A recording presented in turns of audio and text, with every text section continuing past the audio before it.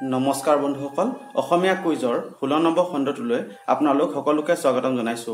আজিৰ অনুষ্ঠানটোত আপোনালোকলৈ 5টা সংগ্ৰহিত প্ৰশ্নোত্তৰ লৈ আহিছো। প্ৰত্যেক প্ৰশ্নৰ বাবদ আগৰদৰে 5 ছেকেণ্ডকৈ সময় দিম। যদি তাতকৈ বেছি সময়ৰ আৱশ্যক হয় তেনেহলে ভিডিঅটো ৰখাই লৈ উত্তৰটো দি চাবলৈ চেষ্টা কৰিবচোন। শেষত কোনে কেইটা উত্তৰ দিব পাৰিছে হেতু কমেন্ট বক্সত জনাব। তেনেহলে আজিৰ প্ৰথম প্ৰশ্নটোলৈ আগবাঢ়িছো। এখন বিখ্যাত ছবি মনালিসা লিওনাৰ্ডো দা ভিঞ্চিয়ে অঁকা এখন বিখ্যাত ছবি।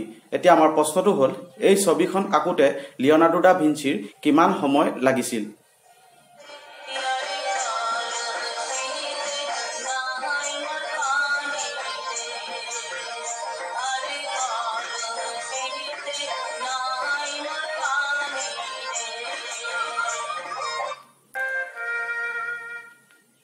উত্তৰটো হৈছে 4 বছৰ সময় লাগিছিল। এই ছবিখন আঁকোতে লিওনাৰ্ডো দা ভিঞ্চিৰ 4 বছৰ সময় লাগিছিল। এতিয়া দ্বিতীয় প্ৰশ্নটোলৈ আগবাঢ়িছো। দ্বিতীয় প্ৰশ্নটো হ'ল গোৱালপৰীয়া লোকগীতৰ জনক প্ৰতিমা পাণ্ডে বৰুৱা।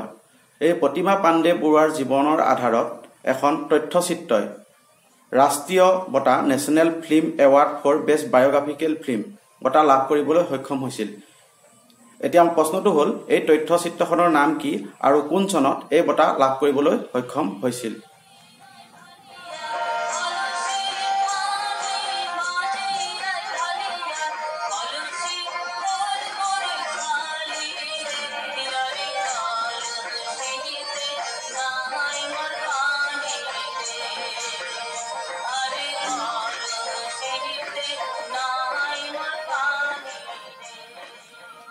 উত্তৰটো হৈছে হস্তীৰ কন্যা।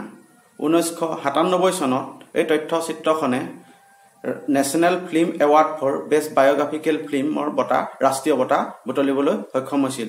এই তথ্যচিত্ৰখন নিৰ্মাণ কৰিছিলে তথ্যচিত্ৰবিদ পাৰ্বিন হাজৰিকাই।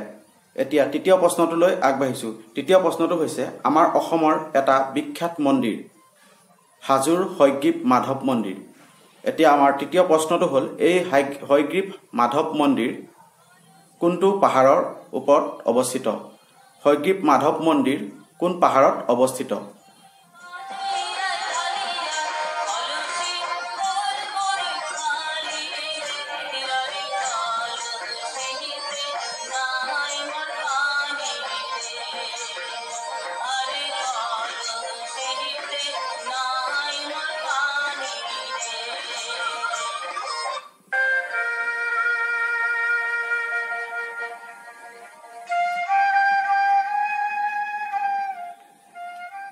উত্তৰটো নিশ্চয় পাৰিছে চাগে। হাজোৰ হয়গ্ৰীৱ মাধৱ মন্দিৰ মণিকোট পাহাৰত অৱস্থিত। এতিয়া চতুৰ্থ প্ৰশ্নটোলৈ আগবাঢ়িছো। এখন বিখ্যাত দৌৰ প্ৰতিযোগিতা হৈছে যাক আমি মাৰাথন দৌৰ প্ৰতিযোগিতা বুলি জানো। এতিয়া আমাৰ প্ৰশ্ন হ'ল এই মাৰাথন দৌৰ আৰম্ভণি ক'ত হৈছিল?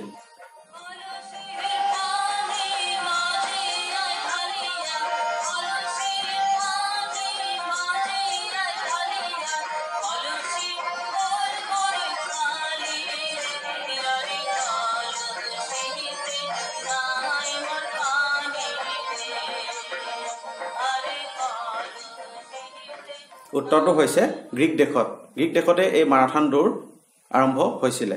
এতিয়া পঞ্চম প্ৰশ্নটো আগবঢ়াইছো। ভাৰতৰ স্বাধীনতা যুদ্ধত অসমীয়া মহিলাসকলো বহি থকা নাছিল। এতিয়া আমাৰ প্ৰশ্ন হ'ল এই যুদ্ধত কাৰাবৰণ ভোগ কৰা প্ৰথম অসমীয়া মহিলা কোন আছিল?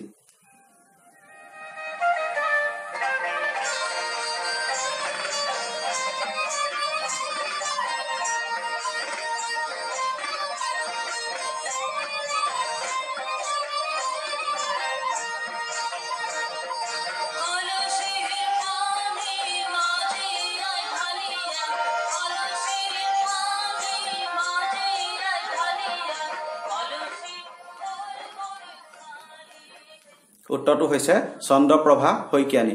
চন্দ্ৰপ্ৰভা শইকীয়ানীয়ে এই স্বাধীনতা যুদ্ধত প্ৰথম কাৰাবৰণ ঘটা অসমীয়া মহিলা। এতিয়া পঞ্চম প্ৰশ্নটো এটা হাতৰ সম্বলিত প্ৰশ্ন যিটো কমন চেন্সৰ জৰিয়তে আপোনালোকে উত্তৰটো দিবলৈ সক্ষম হ'ব পাৰিব। কোনো পাঠ্যপুথি জ্ঞানৰ ইয়াত আৱশ্যকতা নাই। প্ৰশ্নটো আগবঢ়াইছো, চেষ্টা কৰি চাবচোন। ভাবি চিন্তি চাওকচোন মূৰত টিকনি লৈ পুৰি মৰা কোন? ভাবি চিন্তি চাওকচোন মূৰত টিকনি লৈ পুৰি মৰা কোন?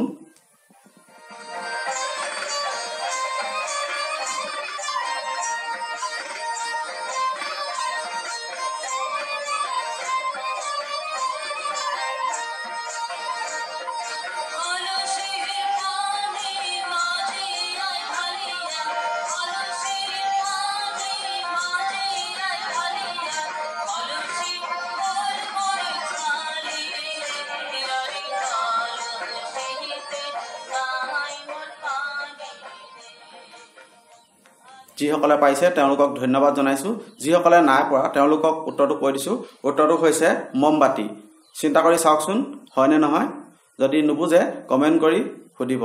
আজি অনুষ্ঠানটো ইমানতে সামৰণি পাইছোঁ। যদি ভিডিঅ'টো চাই ভাল পাইছে তেনেহ'লে লাইক কৰিব আৰু ভাল হৈছে বুলি কমেণ্ট কৰিব। তেতিয়া আমি আগলৈও এনেকুৱা ধৰণৰ ভিডিঅ' বনাই যাবলৈ উৎসাহ পাওঁ। আৰু যিসকল বন্ধু নতুনকৈ এই চেনেলটোলৈ আহিছে তেওঁলোকে এই চেনেলটো ছাবস্ক্ৰাইব কৰিব। আজি অনুষ্ঠানৰ পৰা বিদায় মাগিছোঁ। পৰৱৰ্তী খণ্ডত পুনৰ লগ পাম। ধন্যবাদ।